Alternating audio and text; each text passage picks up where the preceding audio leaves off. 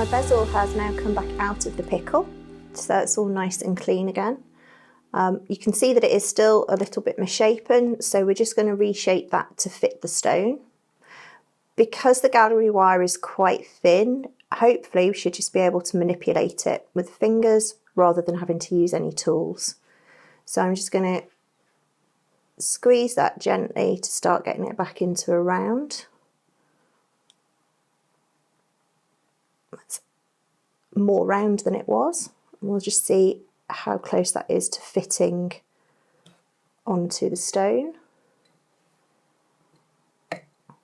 Perfect. So that's going to be a really good fit for the stone. The next thing to do, pop the stone back out, and then we're going to solder the gallery wire onto a back plate.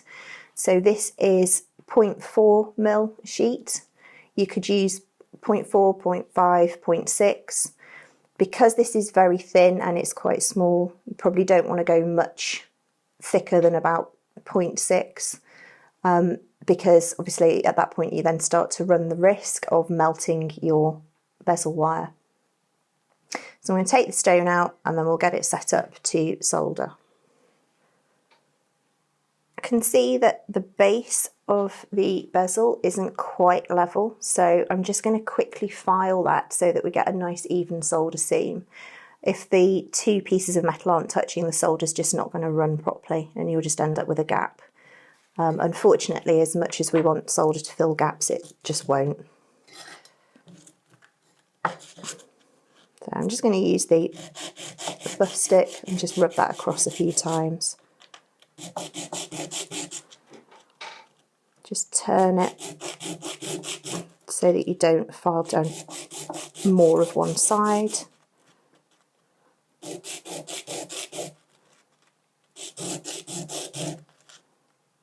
And then we'll check that again.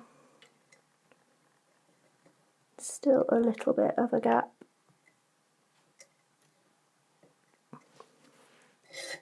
Just to file that again.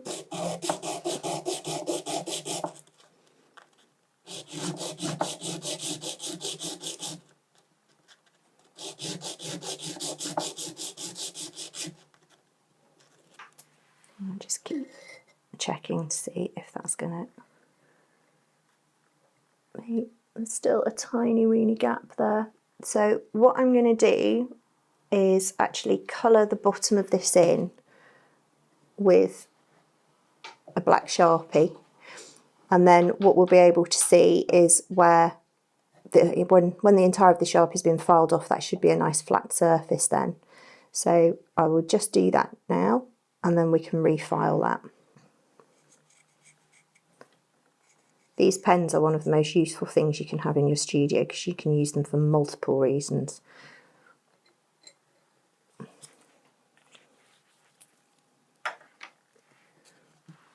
You can even use them to form bezels and bails around because they're a nice shape and they're slightly tapered, which is great. So I'm just going to file. So you can see that the majority of the Sharpie is gone. There's still a little bit on the inside, but I think that should now be okay to form a good seal against the metal. So we'll just test that and see. And hopefully it does. That's better. So that should now be a nice solder joint all the way around. So I'm going to use hard solder again, and I'm going to use the spray flux, and I'll just show you how I set this up. So I'm not putting any solder chips on just yet. I'm going to heat the piece, I'm going to use my spray flux, and that will then show me where I need to place the solder.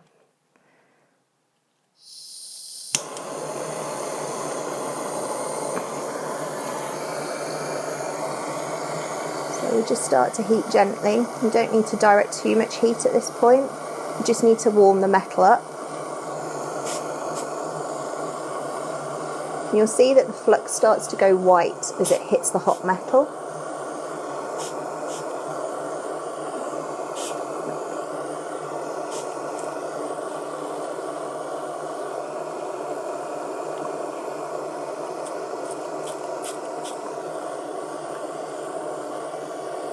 Trying to get around to that side.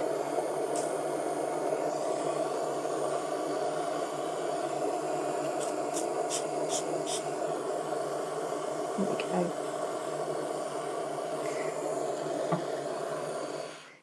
Using the spray flux, especially this smart flux, helps to stop getting fire scale as well, because it creates almost like a ceramic coating. What I'm going to do now is just use 2 pairs of tweezers. I'm just going to take this bezel off, and you can see it leaves a clear surface so you can actually see where you need to place your solder. So I'm going to go in with some little pallions of hard solder. I'm just going to place those into the gaps where there is no flux.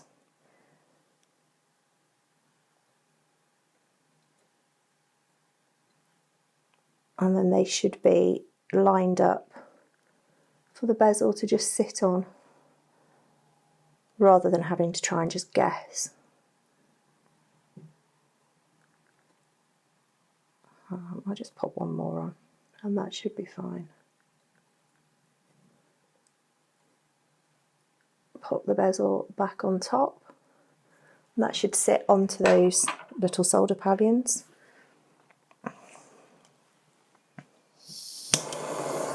And then I'm just going to come in and heat the whole piece.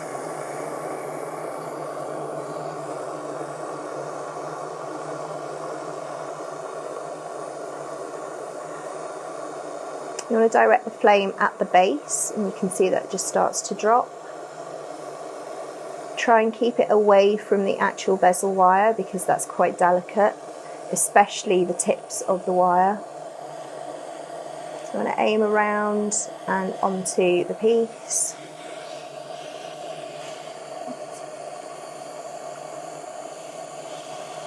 You can see that the solder will start to flow.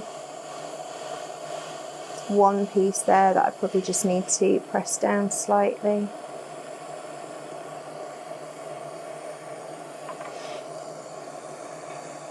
It's super awkward from this angle.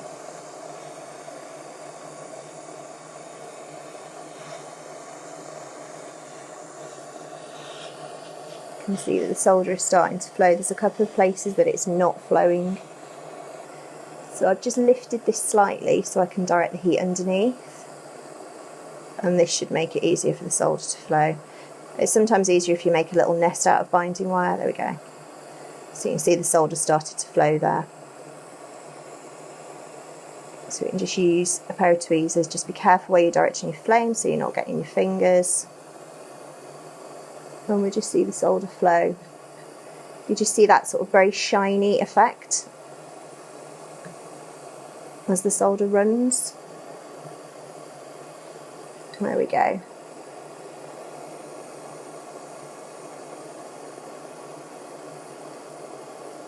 And that should be a nice solder seam the whole way round. So we'll pop it in the pickle.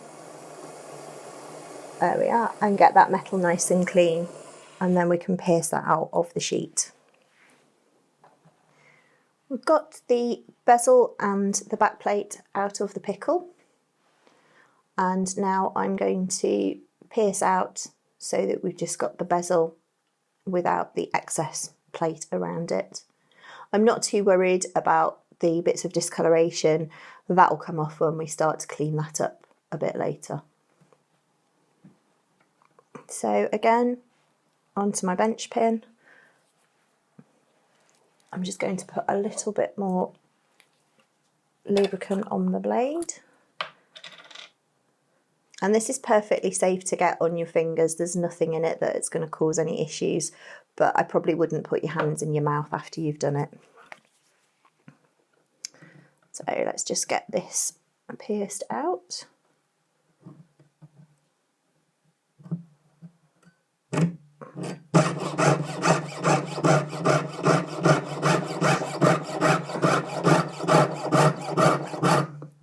Want to get as close as possible to the bezel, but don't go through it.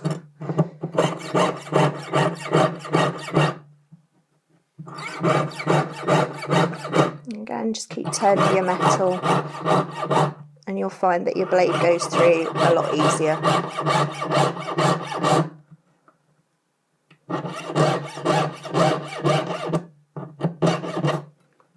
Okay, we'll just take that piece off.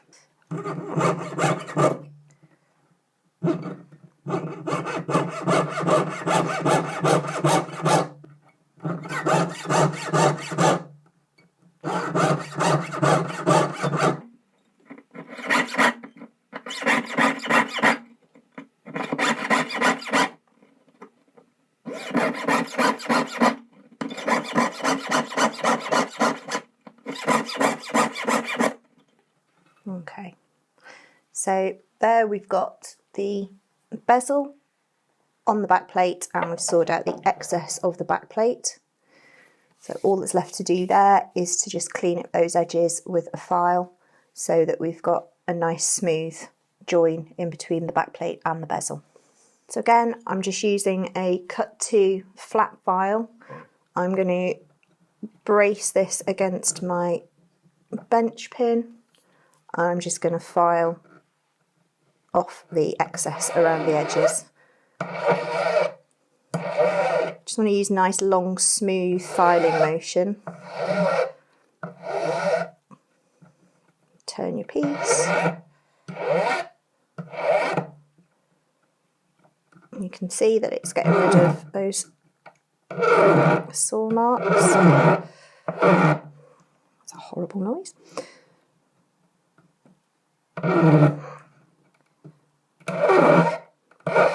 Better. Turn that around and see if it makes a difference.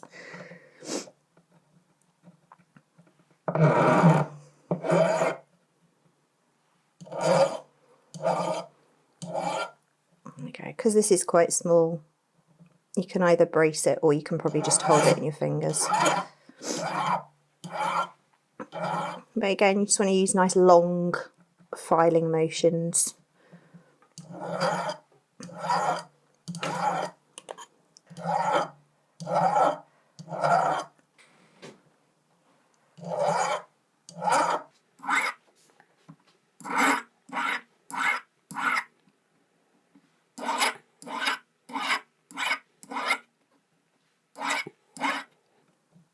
And there we go, that's tidied up the edge of that. And the next thing to do will be to attach a jump ring to the back of this piece and also to the back of the moth. The next thing I'm going to do is solder a jump ring onto the back of the bezel cup that I've made, and then I'm going to solder a jump ring to the back of the moth, and then they will get connected together. So to raise the jump ring up so that it's at the same level as the bezel cup, I've just used some pieces of scrap copper stacked up. You can use 2p coins as well, but if you've got scrap copper hanging around, it's always handy to have a load of pieces cut and you can use them to prop stuff up. The other really good thing is that they tend to draw the heat away as well, so you should find that your jump ring doesn't get too overheated. I'll just take that off for a second, move that round. So I haven't soldered the jump ring first because the way we're going to place it should end up with the jump ring getting soldered at the same time as it adheres to the back plate. But I'm going to do the same as I did previously, which is using the spray flux to mark a position. So I just heat the piece up and then give it a quick spray. But it doesn't matter that the copper's getting the flux sprayed onto it.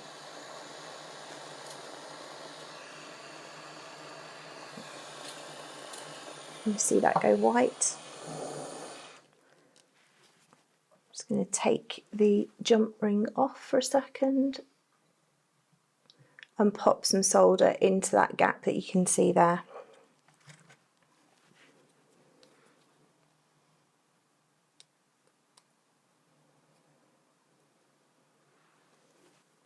Oops.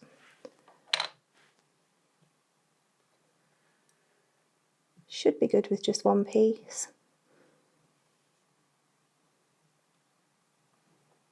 I'm going to just try and find the join in that jump ring to pop that down, and hopefully that will just catch the join in the jump ring at the same time. So that's set up now, and so we'll just put the torch back on and get that soldered.